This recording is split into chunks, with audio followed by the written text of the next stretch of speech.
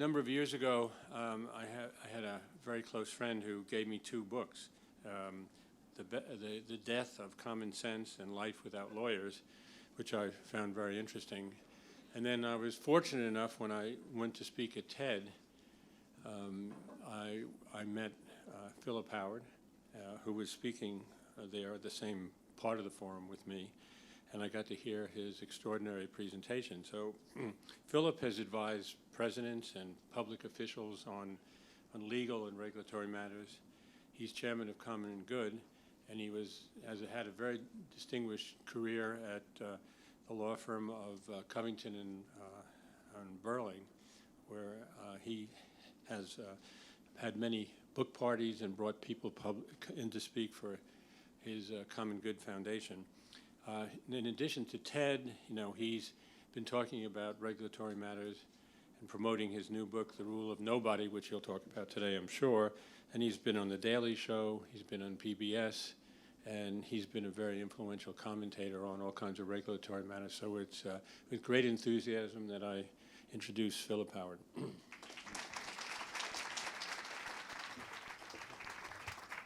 Thank you, Alan, and thanks for coming. I think the topic today and the whole conference is fabulous.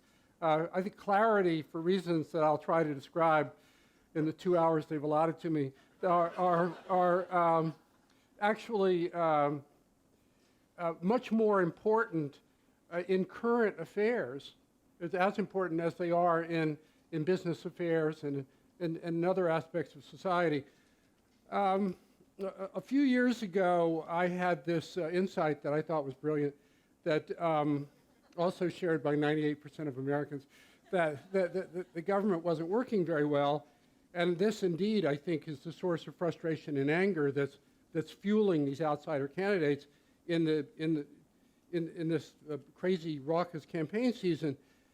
And when I had my brilliant insight, I set out to study it, and years later, I came up with my conclusion, which is it's really not that hard. Making government work is not that hard. It does require, however, one basic shift in approach, which is that we need to put humans in charge. Now that may strike you as sort of glaringly self-evident, but in fact, getting to simple, getting to clarity so humans can actually make choices that most people would think make sense from day to day will require a kind of revolution. And it requires the change not only in how we go about making choices day to day, but also a change in our conception of how modern democracy is supposed to work, even deeper, what we mean by the rule of law. And typically, and in the current debates, you see this, the frustration with government and the failures of government are talked about as regulation versus deregulation. The conservatives say the solution to all the frustrations with government is just to get rid of government or to take away regulation in this area or another. If only government got off our backs, then everything would work well. I actually think that debate is entirely in the wrong dimension.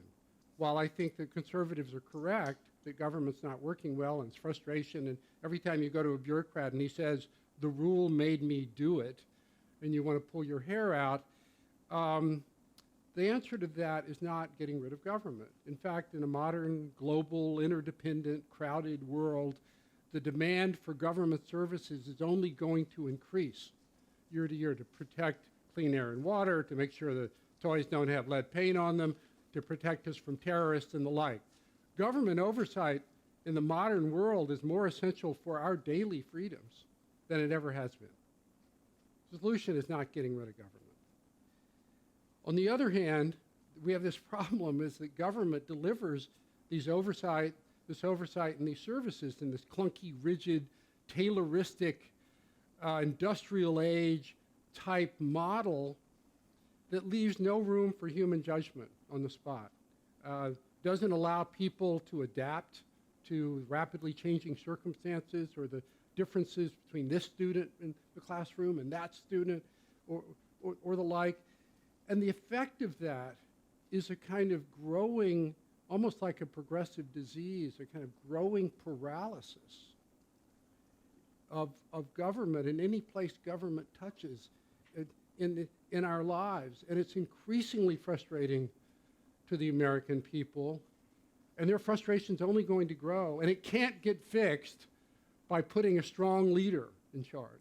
Donald Trump will say, "You're fired," and the public official will just laugh at it. He has no legal authority to fire anybody. So here's just a few examples of what I'm talking about. A couple of years ago, a tree falls in a creek in Franklin Township, New Jersey. It causes flooding. The mayor sends a backhoe in to pull the tree out of the creek. And then the lawyer for the town helpfully says, it's a Class C1 creek, whatever that means, and you need official permission before you remove a natural object from a Class C1 creek.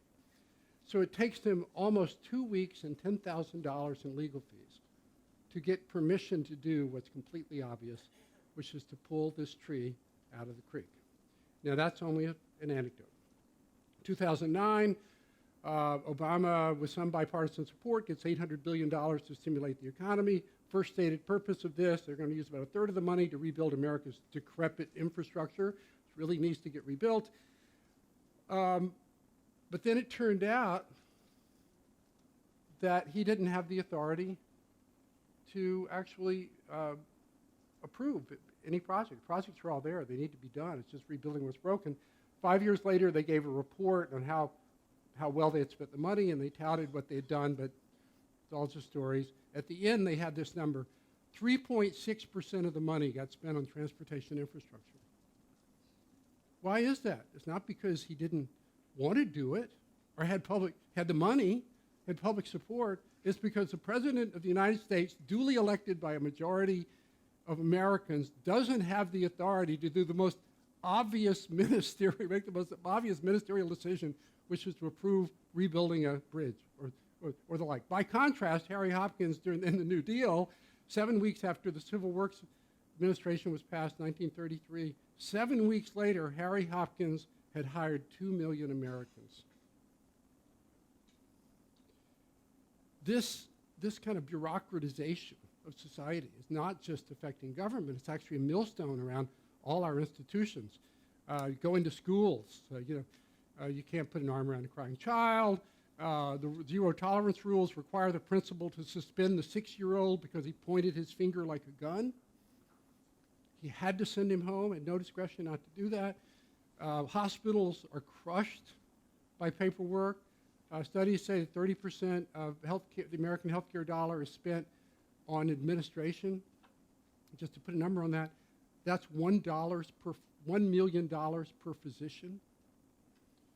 ER doctors spend a third of their time filling out paperwork.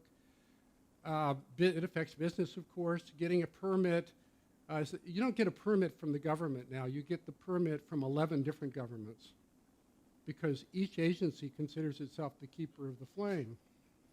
That's what Bloomberg found. He did a study of this. The U.S. now ranks 47th in the world in ease of getting a permit. It's not so bad if you're a big business with lots of lawyers and your in-house staff. You can do business and manage all this stuff. It's just the cost of doing business. So in terms of doing business more broadly, U.S. is maybe in the top 10. But if you want to start a business, you basically cannot comply with law and start a business. You couldn't afford the lawyer to tell you all the things you have to do. And finally, this set of growing bureaucratization is actually changing our sense of morality. It's changing the culture. A couple of years ago, a longtime employee of the D.C. Parks Department was walking along the street with his daughter in D.C., had a heart attack right in front of the fire station. The daughter runs over to the firemen who are first responders and asks them to help. I think the father had a heart attack, and they told her that the proper rule, the rule says that she had to call 911. And they wouldn't help, and by the time the ambulance got there, it happened to get lost. It's DC. I get lost every time. In this case, the ambulance got lost. 15 minutes later, he had died. I could tell you a dozen stories like that, where people say the rule says 911, or that person's drowning across the line, my jurisdiction. The other day, a fireman took someone, I think it was a fireman, against the rules. Someone had a terrible accident. The firemen, I think, put them in their car and drove them, or the truck, and drove them to the hospital. And the fireman got fired. And the person who fired him said, I had no choice. He violated, the rules are you can't do that in these circumstances. So you have this situation where we go on all day long, where in each of these stories, whether it's the tree falling in the creek or nobody's doing what they think is right. And why not? The reason is because the law doesn't let them. Well, the rule of law is supposed to be, the framework for a free society is supposed to be a framework in which people are actually encouraged to do what's right, not the opposite. But somehow we've created, without intending to, this system, this structure, where people increasingly can't make sense of their daily choices. So there are two flaws in this idea I'd like to talk about today. The first is the idea that law is supposed to tell people how to do things properly. With this notion, and there's a confusion of clarity here, this notion that clear law, that we have clear law if it's only really detailed, telling everybody exactly how to have the right nursing home, exactly how to have a safe factory, exactly how to have a school, exactly what to do in this or that situation. The granularity of modern law can hardly be, overestimated. It's nursing homes. Most states have nursing home rules, about 1,000 rules. Things like food shall be stored not less than 15 centimeters above the floor. There shall be 0.09 recreational workers per employee. It goes on and on. Windows should be no more than 3.5 feet above the floor and no less than so-and-so. There's incredibly detailed metrics, if you will, for how to run a society. And this is not just a management idea, it's an idea of legal philosophy. So the great philosopher, economist Friedrich Hayek said, look, government in all its actions should be bound by rules announced and fixed beforehand.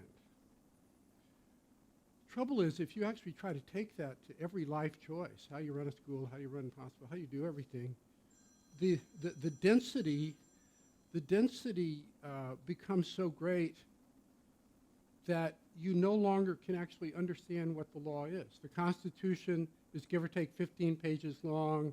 The Volcker Rule, implementing one small part of the Dodd-Frank financial regulation law, is 950 pages long. We now have about 150 million words of binding federal law and regulation, a couple of billion words if you count state and local regulation. The idea is that this is supposed to be clear. It's completely beyond the capacity of any human's understanding. The idea is it's supposed to be predictable. Well, it's actually not predictable for all kinds of reasons, including the fact that it's so dense that the humans in charge of law can't actually make it consistent. And then the conservatives like it because they think it keeps government from being arbitrary if the laws are really clear. In fact, it gives government a carte blanche to be arbitrary because no one can comply with the law.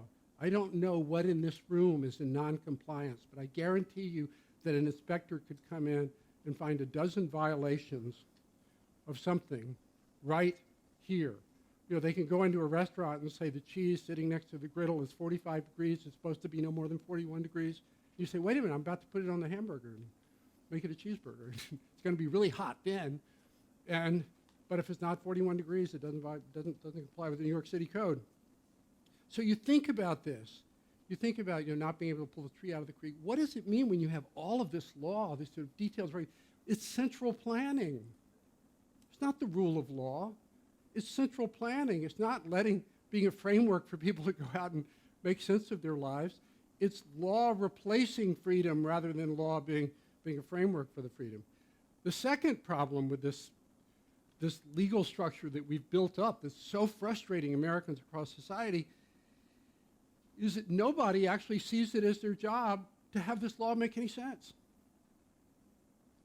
If you polled Congress, members of Congress, they wouldn't realize that they're in charge of old law. They say, oh no, the old guys did that. We're going to argue about new laws or whether Obamacare is any good or the like. People treat this growing jungle, I guess the best metaphor, like it's sort of the 10 Commandments, except it's the 10 million commandments. And so what happens is the laws kind of piled up, really mainly since the 1960s, like sediment in the harbor, till it's very hard to get anywhere. So we have a legal system that's filled with laws that are obsolete. Farm subsidies from the New Deal, that's about $25 billion a year. All bunch of subsidies from the New Deal just stack up. There's no coordination among all the laws. So, for example, the federal government has 82 separate teacher training programs. And the unintended consequences are ubiquitous. The more precise the law is, the sooner its effects will be different than what you intended. So take a law like special ed. Very good law passed 1975 because we had a shameful history of not taking care of disabled children. It's a very good law, in my view, to have. But it was done in such a way, it gave rights, that it sort of mutated into being this bureaucratic monster with litigation all the time and people pounding the table for their rights. At this point in America, special ed consumes 25% of the total K-12 budget in the country. 25%. For the tiny proportion of kids who actually need it. There's almost no money for early education. There's almost no money for gifted children. Is that the right balance? Nobody's even asking the question. So how is it that we got this legal system that literally sort of grew like kudzu, sort of grew out of control and prevents anybody from doing anything?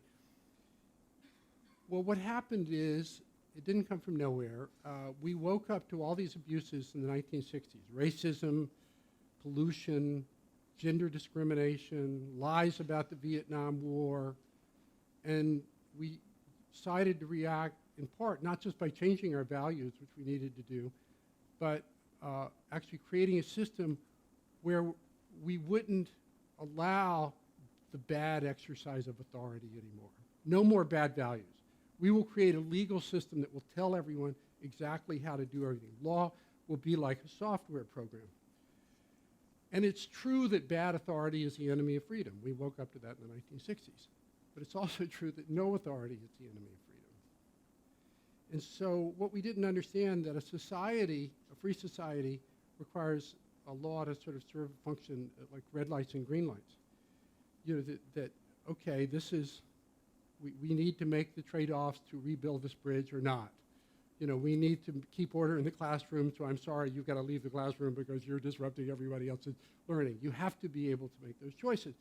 We didn't understand that freedom is a concentric concept, that it's not like there's law and then there's freedom, that it's actually freedom at every level of society.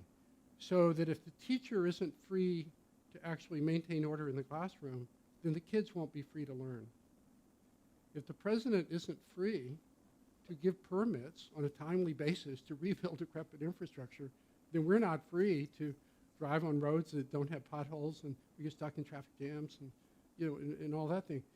If the judge isn't free to dismiss claims that are, or put boundaries on claims that are unreasonable, then pretty soon everybody's going to go around looking over their shoulders. The businesses won't give job references because they're scared of being sued. Because the person supposedly with responsibility is not making the choices to enhance our freedom. So we had the wrong idea of the rule of law. It's actually not supposed to be an instruction manual. It's supposed to be a kind of corral of outer boundaries. And in every situation, the litmus test of a working rule of law is that people are free to ask, what's the right thing to do here? And then be held accountable for their decisions.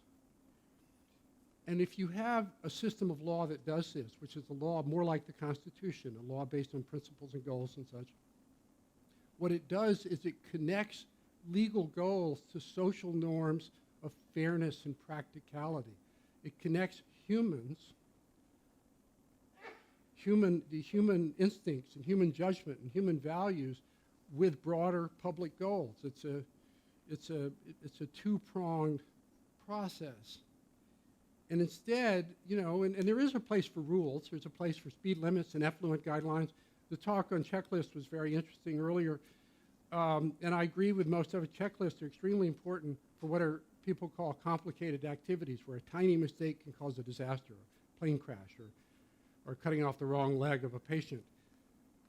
But checklists actually, everywhere, it's just a form of bureaucracy. There's an opportunity cost. People are not thinking about doing what's right. And so, and there's learning on this, that there are some places where you actually want to avoid checklists. The plane that crashed into the Hudson right in front of my office, because I saw it myself, I knew something was not right. They were all standing on the wing outside my window. If you read what Captain Sullenberger says, yes, it was really good that they had all the training. It was really good that the co-pilot had his assignment, which is to go through the checklist and try to restart the engine and all that kind of stuff. It didn't work. The reason they survived is because Sullenberger did not go through a checklist. He used decades of experience to keep that airspeed up so they wouldn't stall, and to go to the only place he could see that he could get to while keeping the airspeed up without stalling, which was the Hudson River. And if you read his description of, I thought about this, I didn't think I was going to make it, there's nothing about checklist, so I go slower, slower, and then just at the last minute I pulled the nose up. It's years of training. And so the right role of, again, checklists are indispensable in the right situations. The role of metrics and checklists and human judgment, in my view, has been radically tilted away from human judgment, so that people in their daily lives and most activities, whether it's running a family, running a classroom, or even running a hospital as opposed to doing the surgery itself, you can't spend your time doing one without losing time doing something else. There are all these opportunity costs and trade-offs. It's complicated. Australia, a couple of decades ago, had terrible nursing homes. They had 1,000 rules, checklists. Everybody goes through, inspectors coming in, enforcing all the rules. Somebody got the bright idea of just scrapping all the rules. They scrapped the rules. They replaced them with 31 general principles. Have a home-like setting. Respect the dignity of the residents, that sort of thing. People scoffed. They said, these guys are going to get away with murder. A year later, the nursing homes were twice as good. And they've improved ever since. And it was much studied by the skeptical academics. And what they found was that actually a system where regulators didn't give up their authority, they arguably had more authority. They say, I want a home-like setting here. This is a lousy setting. But a system where people can actually have an argument about right and wrong, about what's good, was far better, with an authority mechanism to resolve disputes, is far better than a system where you try to tell everybody what to do. So it turns out that clarity is more complex than simply the idea of having clear rules or metrics or stuff. It turns out clarity actually has to be tied to what humans can understand. And if you had the great thing about simplicity, which Alan and Irene have been preaching for all these years, is that simplicity actually puts people in the part of their brain where they're smart, where they have goals and they have values. And it allows them then to connect the goal, which people can understand, to application in the particular circumstances. Aristotle talked about this. You can only be as specific as the circumstances permit. So you really have to leave room, if you really want clarity, it depends on the setting. And in the legal context, principles have this virtue, is that they activate human responsibility. Here's the goal. You do a good job or not. You're a good teacher or not. Peter Drucker once said, being a good teacher is the one thing we've never figured out how to actually train. It's so idiosyncratic. It's so much dependent on the personality of and the emotions. There's so many ways of being an effective teacher. I go further. Is in the history of mankind, nothing good ever got accomplished because someone followed a rule. Rules are there to prevent bad things from happening. Really important to have the rule of law, prevent bad things from happening, to make sure things are clean. But the affirmative side of life, you know, making a product, making a sale, teaching a child, being a good doctor, that's not about just being an ad. It's not like being a computers are good. But you can't actually accomplish most things by just dutifully following a rule. So what I'm saying applied to this current electoral season is the candidates aren't even talking about what's right. If either of them gets elected, which presumably one of the parties will have somebody elected, although it would be nice if there were a new party, voters will be more frustrated 4 years from now because no one's talking about the real issue, which is that we've created a system of government that's irretrievably broken because it doesn't allow people to make choices at the point of implementation. And until we understand that and get that as part of our public narrative, that Congress has the job of cleaning this out, not to deregulate, but to actually make regulation more effective by making it simple and giving people responsibility. You know, we got it in our heads that law, you know, that somehow the law is better than human judgment, but law can't save us from ourselves. Law is only a framework for human responsibility. We've got to create systems that do that. And that's why if we want to make things to work again in this new century, we're going to have to put humans in charge. Thank you.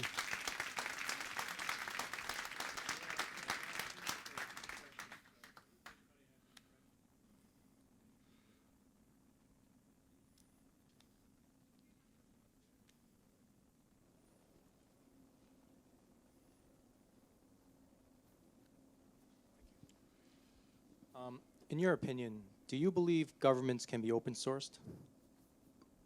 I think aspects of government should be could be open source, sure. Absolutely. Depends on the, I think when you're talking about government as an authority mechanism to decide right and wrong, who to prosecute, who the judge is, no, you cannot open source that.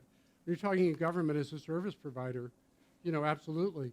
And we were talking yesterday, I mean, one of the things that would be great, I think, would be to actually have a kind of diaspora of government. I think Washington is a kind of deviant subculture, you know, where people have been at it. I don't mean that as a joke. I mean, do their values correspond to the values of the rest of the country? How many people think the values in Washington correspond with the values of the rest of the country? Anybody? Okay, one, great, okay. So that's the very definition of a deviant subculture. So I think you could move a lot of agencies out of Washington.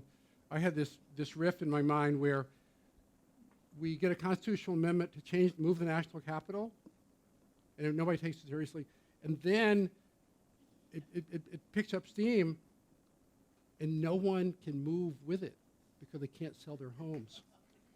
So then you have a whole new group of people, you know, in wherever, Orlando or wherever, and you end up having Disney take over as a theme park on condition that they hire everybody who's there to do exactly what they're doing now, which is pretending to do something.